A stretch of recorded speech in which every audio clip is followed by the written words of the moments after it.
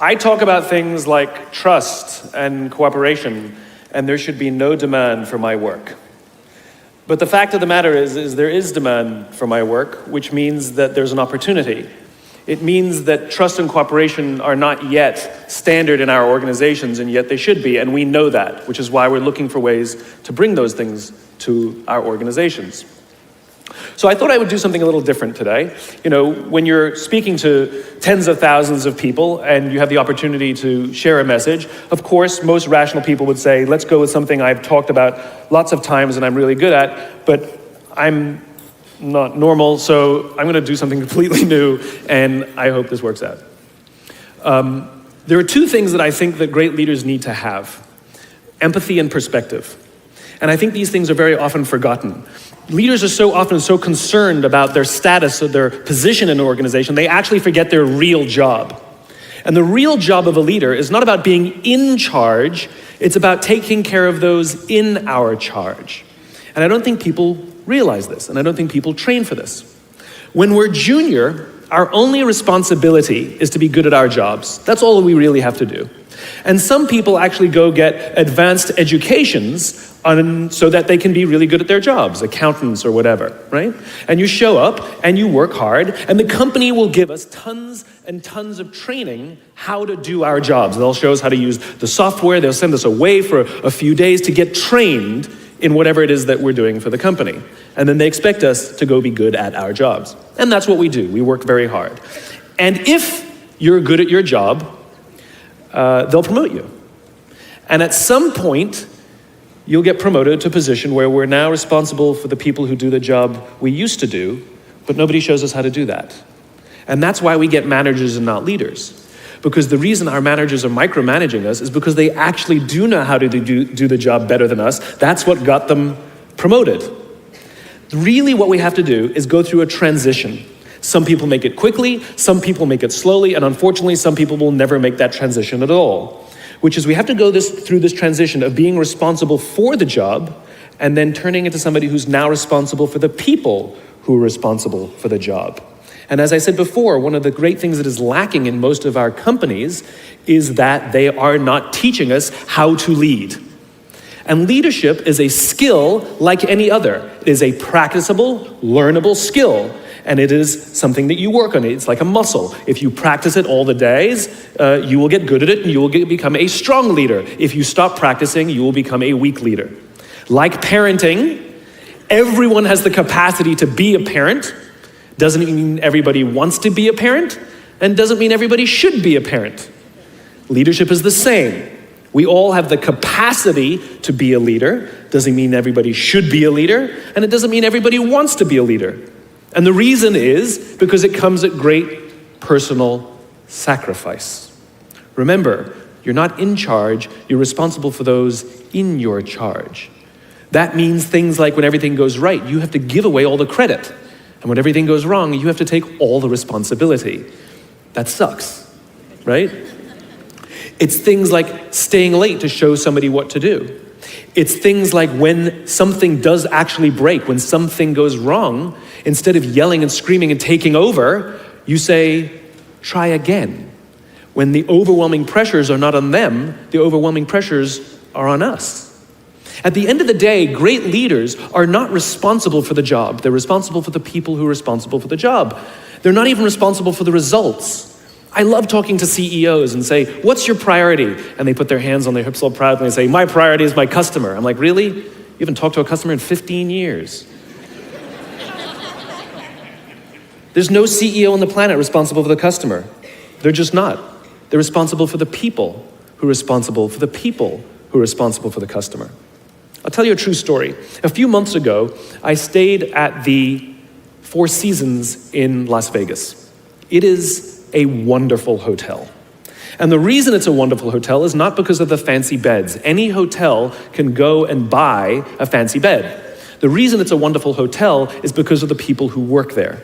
If you walk past somebody at the Four Seasons and they say hello to you, you get the feeling that they actually wanted to say hello to you. It's not that somebody told them that you have to say hello to all the customers, say hello to all the guests, right? You actually feel that they care.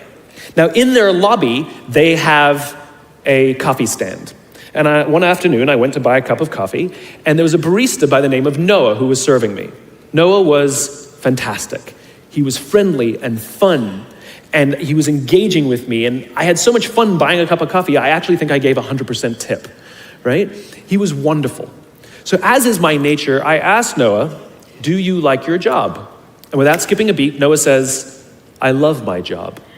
And so I followed up. I said, what is it that the Four Seasons is doing that would make you say to me, I love my job?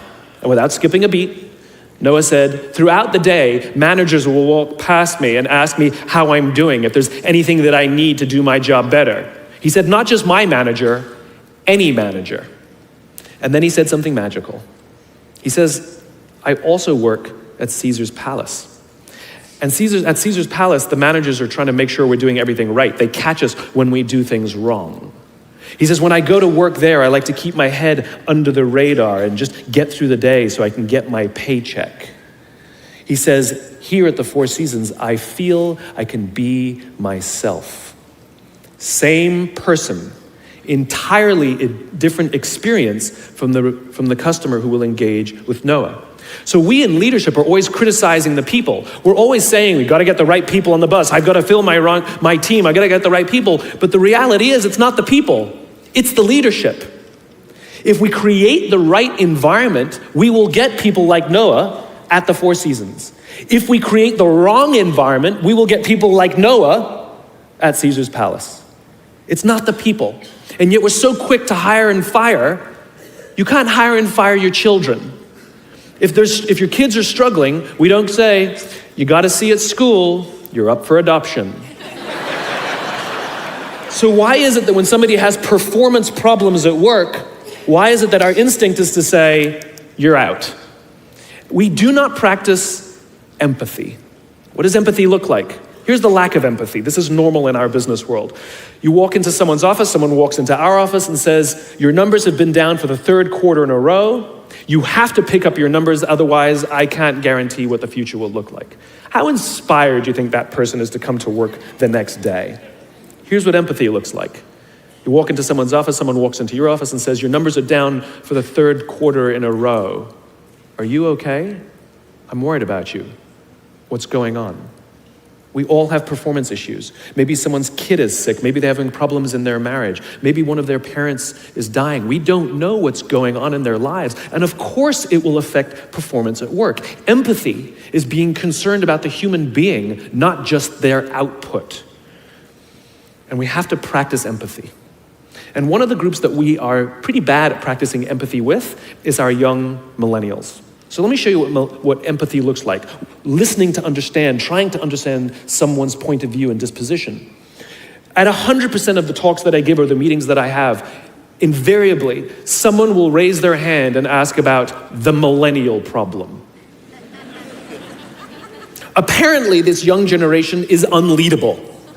Apparently, they have confounded every single company in every single industry. And so now it's at the point where companies have given up and are now just asking millennials, what do you want? And so they say, we want free food and bean bags. And so now every company has free food and bean bags, and guess what? Nothing has changed. So what I thought I would do is show you what empathy looks like.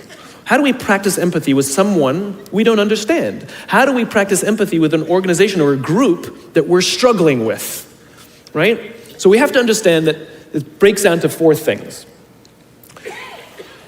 I've broken it down into parenting, technology, impatience, and environment. Let's talk about parenting first. Too many millennials have grown up subject to what has been described as a failed parenting strategy. Too many of them were told as they were growing up that they were special, that they can have whatever they want just because they want it. They got medals for coming in last. They got participation medals, right? And the science on this is already good. We know that it devalues the feeling that somebody who works hard and comes in first place, and it actually makes the person who comes in last embarrassed because they know they don't deserve it. So it actually makes them feel worse. It actually doesn't help. There are a lot of kids who got into honors classes, not because they deserved it, but because their parents complained. And they got A's not because they earned them, but because the teachers didn't want to deal with the parents, right? Then those kids graduate and they start a job. And in an instant, they find out that they're not special, that you don't get anything just because you want it. You get nothing for coming in last, and your parents cannot help you get a promotion. And in an instant, their entire self-image is completely shattered. In an instant, the way they view themselves has completely changed, turned on its head. And so what you find is that there's an entire generation growing up with lower self-esteem than previous generations.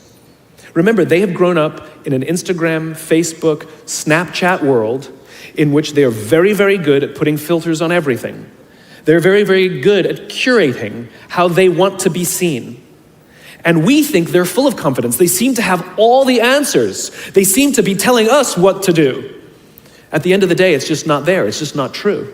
It's just not true. Their confidence is a lot weaker than before. They don't know where they're coming from. They don't know where they're going. They're unsure of themselves, and they lack the courage to ask. We say things like, my door is always open, assuming that they have the courage to walk through the door. Number one. Then we add in technology. There's a chemical in our body called dopamine. Dopamine is responsible for the feelings we get when we find something we're looking for or we accomplish something we set out to accomplish. You know that great feeling you get when you cross something off your to-do list, or when you win the game, when you hit the target, right? Win the client, get the promotion, whatever it is. That elation, find your keys.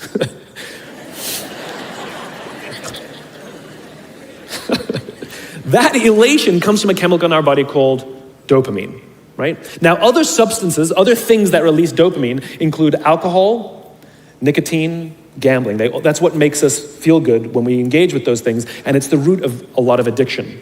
In fact, almost every alcoholic on the planet discovered alcohol when they were teenagers.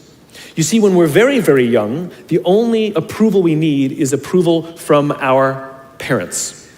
And then as we go through adolescence, we now crave the approval of our peers. Very frustrating for our parents, very important for us. It allows us to acculturate outside of our immediate families into the larger tribe. Very, very important, right? It's a time of high stress and high anxiety, and we're supposed to learn to rely on our friends. Some people, quite by accident, discover alcohol and the numbing effects of dopamine to help them cope with the stress, and that becomes hardwired. And then for the rest of their lives, when they suffer some kind of extreme stress, they don't turn to a person, they turn to the bottle, right? Now, we also know that dopamine is released with cell phones and social media. So that bing, buzz, flash, and beep that we get from our phones that feels so good, it releases dopamine. We like getting it. Yes, we all hate all the emails, but we love the bing, right? We've all been in this position. You know, you're feeling a little bit down, you're feeling a little bit sorry, maybe feeling a little bit sad. And so what do? We send out 10 texts to 10 friends. Hi, hi, hi, hi, hi. And we hope that they write back because it feels good, right? So now we have a young generation with basically unfettered access to social media and cell phones. We have age restrictions on alcohol, we have age restrictions on smoking, and we have age restrictions on gambling. We have no age restrictions on this other dopamine-producing device called social media or cell phones. It's the equivalent of throwing open the liquor cabinet and telling our young adolescents, I know this is a stressful time, try the vodka, it'll get you through these hard times. That's basically what we're doing. And so what's happening is it's becoming hardwired, where our young generation isn't learning the coping skills and coping mechanisms to turn to another human being when they're struggling or stressed. They're turning to social media or their cell phones. Their self-worth sometimes becomes wrapped up in how many likes they get. They obsessively check how many likes, and actually will get depressed if they don't get any. You see them going out with their friends, and instead of connecting with their friends, they will simply sit and talk on the phone. Let me show you something that's really powerful. Can I borrow your phone, please? There's one right there in between you. Just let me borrow that for a sec. I'm asking you to give me somebody else's phone. You don't have to turn it on. I just need it. Thank you. So let me show you the subconscious power of this device. What if I were to hold my phone while I'm giving this presentation? I'm not checking it, it's not buzzing, it's not beeping. I'm simply holding it. Do you feel like you're the most important thing to me right now? No, you do not. And this is an artificial environment. Now think about how often this phone is out while we're talking to other people. Hey boss, can I talk to you? Sure, what's on your mind? As opposed to, sure, what's on your mind? We go out for dinner or lunch with our family and our friends. We have meetings and we put the phone on the table, which sends a subconscious message to everybody else in the room that this is not that important to me. You're not that important to me. And by the way, putting your phone upside down is not more polite.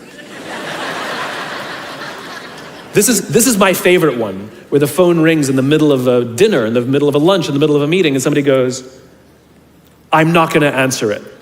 Oh my God, just so magnanimous. Right? Thank you. Right?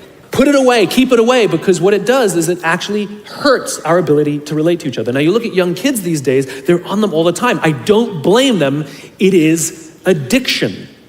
We yell and scream at them, but it's like yelling and screaming at an alcoholic.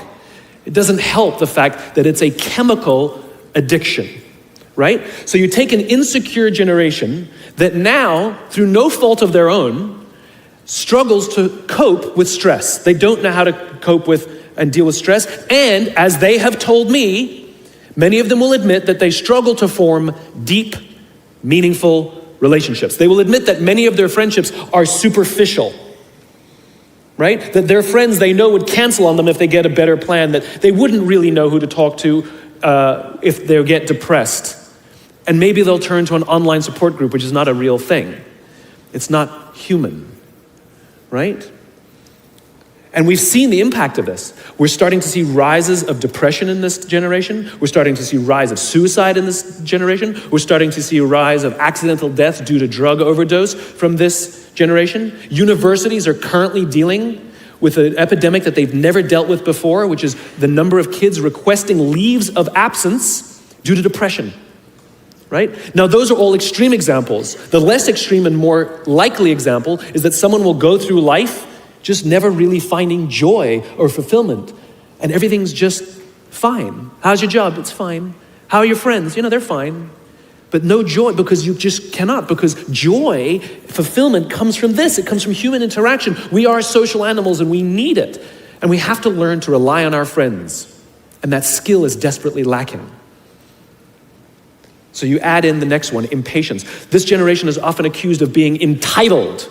And if you've worked with any of them before, sure seems that way. But I would argue that we're misreading the tea leaves. They're not entitled, they're impatient. Again, let's practice empathy. How did they grow up? They grew up in a world of instant gratification. You want to buy something, you go on Amazon, it shows up the next day. You want to watch a movie, you don't check movie times, you just log on and download it whenever you want to watch it. Stream it, right? You want to watch a TV show, you don't wait week to week to week. You just binge watch for the weekend. In fact, if you want to get hold of somebody, you don't leave a message on their machine and wait 4 hours for them to get the message and call you back. You just text them and they'll get back to you literally instantaneously. Heck, if you want to go on a date, you don't even have to be like, hey, you just swipe right. You got a date. Never learn the skill set of like, what are you doing, right? You can have 4 dates in a night. In other words, everything comes instantaneously. They have falsely applied the instant gratification model to life fulfillment and career fulfillment. They want it all instantaneously. The problem is life, relationships, career are not destinations. Like, look, I found the job I love. That's not how it works. It's not a scavenger hunt. I'm looking for the job that will, no, it doesn't work that way. It's a journey. It's the same with love. It's like, I found love. No, you didn't. You work hard every single day to stay in love. It's a journey. It's as if they're standing at the foot of a mountain. They know exactly what they want. They can see the summit. What they don't see is the mountain. I talked to some recent college grads who are in their entry-level jobs on a regular basis, and I'll ask them things like, how's it going? And they'll say, yeah, I think I'm gonna quit. I'm like, why? They're like, I'm not making an impact. I'm like, you've been here 8 months, right? And this is the problem. They see it as destination. I'm not making an impact. I hear it all the time. But they don't even know what that means, impact. Yes, we all want to make an impact. What kind of impact? What do you want to do? How do you want to contribute to the world? This is what vision is. This is what why is. It's become generic and abstract. But the problem is they're wafting around. They're looking for the right, they'll go from job to job to job, hoping that the next one sticks. They go from relationship to relationship, hoping that the next one is the love that I've been looking for. They don't know how to ask for help, and it makes them feel even worse because they can't find the thing that they're looking for. Maybe it's me. So you have an insecure generation that doesn't have coping mechanisms, that wants everything resolved and resolved now. I have a thought, let me just send a text, as opposed to, let me wait an hour when I'm done with lunch with you, and then I'll send my text, for example. And then we get to the fourth and most egregious of the four observations: environment. We're now taking this wonderful, smart, idealistic, ambitious, hardworking, good group of people that were dealt a bad hand, and we're putting them in corporate environments that do not care about them as human beings, right? We have, for some reason, our work world has changed over the past 20 and 30 years. We are suffering the side effects of business theories left over from the 80s and 90s. And they are bad for people, and they are bad for business. Let me give you an example. The concept of shareholder supremacy was a theory proposed in the late 1970s. It was popularized in the 80s and 90s. It is now standard form today. You talk to any public company and you ask them their priority and they say maximize shareholder value. Really? That's like a coach prioritizing the needs of the fans over the needs of the players. How are you going to build a winning team with that model? But that's normal today. We don't even perceive it as broken or damaged or wrong or outdated. Remember, the 80s and 90s were boom years with relative peace and a kinder, gentler Cold War. Nobody was practicing hiding under their desks in school anymore. We are no longer in those times. These are no longer boom years. These are no longer peaceful times, and those models cannot work today. Here's another one. Mass layoffs. Using someone's livelihood to balance the books, right? It's so normal in America today that we don't even understand how broken and how damaging it is, not only to human beings, but to business. You know, companies talk about how they want to build trust and cooperation, and they announce a round of layoffs. Do you know the quickest way to destroy trust and destroy cooperation in a business, literally in one day? Lay people off, and everyone gets scared. Right? Can you imagine sending someone home to say, honey, I can no longer provide for our family because the company missed its arbitrary projections this year? And forget about the people who lost their job. Think about the people who kept their jobs. Because every single decision a company makes is a piece of communication. And the company has just communicated to everybody else, this is not a meritocracy. We don't care how hard you work or how long you've worked here. If we miss our numbers and you happen to fall on the wrong side of the spreadsheet, I'm sorry, we cannot guarantee employment. In other words, we come to work every day afraid. And we're asking our youngest generation to work in environments where how would any of us ever stand up and admit, I made a mistake? We're constantly being told, you have to be vulnerable. Leaders are vulnerable. What does that even mean? It doesn't mean you walk around crying, I'm vulnerable, right? No, what vulnerability means is you create an environment in which someone feels safe enough to raise their hand and said, I don't know what I'm doing. You've given me a job and I haven't been trained to do it. I need help. I made a mistake. I screwed something up. I'm scared. I'm worried. All of these things no one would ever admit inside a company because it puts a target on your head in case there's another round. And so we keep it to ourselves. And how can a company ever do well if nobody's ever willing to admit they made a mistake, that's scared, or they don't know what they're doing? And so we've literally created cultures in which every single day, everybody comes to work and lies, hides, and fakes. And we're asking our youngest generation to work and succeed and find themselves and build their confidence and overcome their addiction to technology and build strong relationships at work. We're asking them to do this, and these are the environments we've created. We keep saying to them, you're the future leaders. We're the leaders now. We're in control. What are we doing? This is what empathy means. It means if there's an entire generation struggling maybe it's not them. It's like, the only thing that the common factor in all my failed relationships? Me. Same thing. Oh, we just can't get the right performance out of our people. Maybe it's you. Right? It's not a generation. It's not them. They're not difficult or hard to understand. They're human beings like the rest of us, trying to find their way, trying to work in a place where they feel that someone cares about them as a human being. By the way, that's what we all want. In other words, it's not even generational. It's all of us.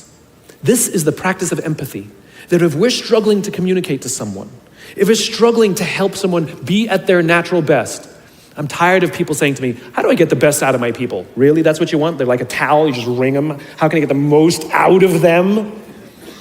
No, how do I help my people be at their natural best? Right? We're not asking these questions. We are not practicing empathy. We have to start by practicing empathy and relate to what they may be going through. And it will profoundly change the decisions we make. It will profoundly change the way we see the world. Someone's driving to work. You're driving to work. And someone wants to cut into your lane. What do? Do you pull your car up or do you let them in? Most of us pull our cars up and go like this. You wait your turn. Now let's practice empathy. I don't know, maybe they've been out of work for 6 months. Maybe they had trouble getting the kids out to school this morning and now they're running late for a really important interview and they just have to get to this interview and they're gonna cut into our lane. Or maybe they're just a bastard, I don't know. But that's the point. We don't know. We don't know. And the practice of empathy will say, I'll let them in and I'll arrive to work 1 car length late. Right? We don't always have to be right. We don't always have to be in charge. We don't always have to be the one who succeeds. It's not about winning or losing. And that's where I go to the second point. After empathy comes perspective, where it's not about winning or losing. In game theory, there are 2 kinds of games. There are finite games and there are infinite games. And this is how you're going to change your perspective. Right? A finite game is defined as known players, fixed rules, and an agreed upon objective. Baseball, for example. We know the rules, we all agree to the rules, and whoever has more runs at the end of 9 innings is the winner, and the game is over. No one ever says, we can just play 2 more innings, I know we can come back. Doesn't work that way. The game is over, right? That's a finite game. Then you have an infinite game. Infinite games are defined as known and unknown players. The rules are changeable, and the objective is to keep the game in play, to perpetuate the game. When you pit a finite player versus a finite player, the system is stable. Baseball is stable, right? When you pit an infinite player versus an infinite player, the system is also stable. Like the Cold War, for example, because there cannot be a winner and a loser. There are no winners and losers in an infinite game, right? It doesn't exist. And because there are no winners or losers, what ends up happening in the infinite contest is players drop out when they run out of the will or the resources to play. But there's no winners or losers. Problems arise when you pit a finite player versus an infinite player, because a finite player is playing to win, and an infinite player is playing to keep the game going. Right? This is what happened to us in Vietnam. We were playing to win, and the Vietnamese were fighting for their lives. We were the ones who got stuck in quagmire. This is the Soviet Union and Afghanistan. They were trying to beat the Mujahideen, and the Mujahideen would fight for as long as is necessary. Quagmire. Now let's look at business. The game of business has pre-existed or has existed long before every single company that exists on this planet today. And it will outlast every single company that exists on this planet today. There's no winning the game of business. And the reason is because we haven't agreed to the rules. I get such a kick out of this. You realize how many companies actually don't know the game they're in, right? Listen to the language that the companies use. We're trying to beat our competition. We're trying to be number 1. Did you know that we were ranked number 1? Look at the listing.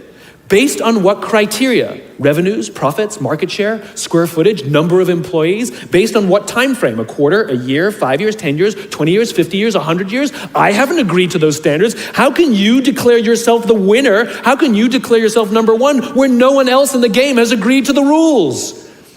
It's arbitrary. There is no winning because there's no end. In other words, companies are playing finite games. Listen to their language. They're trying to beat their competition. What does that even mean? It's the leaders in the companies that understand the game that they're in and organize their resources and their decision-making around the infinite contest that outlast and frustrate their competition. All the companies that we refer to as the exceptions, Southwest Airlines, Apple Computers, Harley Davidson, they're the exception. No, they're playing the infinite contest. They frustrate their competition, is what happens. That's what happens, because they're not playing to win. Jim Senegal, the founder of Costco, which is the only real company that gives Walmart a run for its money, he says public companies are looking to succeed for the quarter. He says, we're looking for the next 50 years. You can hear him. He's playing the infinite contest. I spoke at a leadership summit for Microsoft. I also spoke at a leadership summit for Apple. Now, at the Microsoft summit, I would say 70% of the executives, and this was under the Steve Ballmer days, I would say about 70% of the executives spent about 70% of their presentations talking about how to beat Apple. At the Apple summit, 100% of the executives spent 100% of their presentations talking about how to help teachers teach and how to help students learn. One was obsessed with their competition, the other one was obsessed with where they're going. So at the end of my presentation at Microsoft, they gave me a gift. They gave me the new Zune, which was the competitor to the iPod Touch when it was a thing, right? And I have to tell you, this piece of technology was spectacular. It was beautiful. The user interface was incredible. The design was amazing. It was intuitive. It was one of the most beautiful, elegant pieces of technology I'd ever seen, right? Now, it didn't work with iTunes, which is an entirely different problem. I couldn't use it. But that's something else.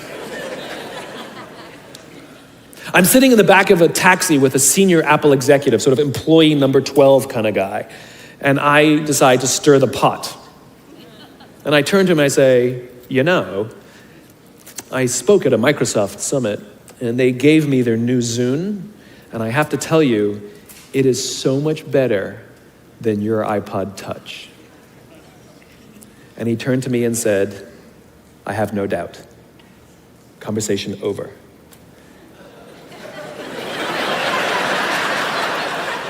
Because the infinite player isn't playing to be number one every day with every product. They're playing to outlast the competition. If I had said to Microsoft, oh, I've got the new iPod Touch, it's so much better than your new Zune, they would have said, can we see it? What does it do? We have to see it. Because one is obsessed with their competition, the other is obsessed with why they do what they do, the other is obsessed with where they're going. And the reason Apple frustrates their competition is because secretly, they're not even competing against them. They're competing against themselves. And they understand that sometimes you're a little bit ahead, and sometimes you're a little bit behind. And sometimes your product is better, and sometimes you're not. But if you wake up every single morning and compete against yourself, how do I make our products better than they were yesterday? How do I take care of our customers better than we did yesterday? How do we advance our cause more efficiently, more productively than we did yesterday? How do we find new solutions to advance our calling, our cause, our purpose, our belief, our why every single day? What you will find is over time, you will probably be ahead more often. Those who play the infinite game understand it's not about the battle, it's about the war. And they don't play to win every day. And they frustrate their competition until their competition drops out of the game. Every single bankruptcy, almost every merger and acquisition is basically a company saying we no longer have the will or the resources to continue to play, and we have no choice to either drop out of the game or merge our resources with another player so that we can stay in the game. That's what that is. And if you think about the number of bankruptcies and mergers and acquisitions, it's kind of proof that most companies don't even know the game they're in. You want to be a great leader, start with empathy. You want to be a great leader, change your perspective and play the game you're actually playing. Thank you very much.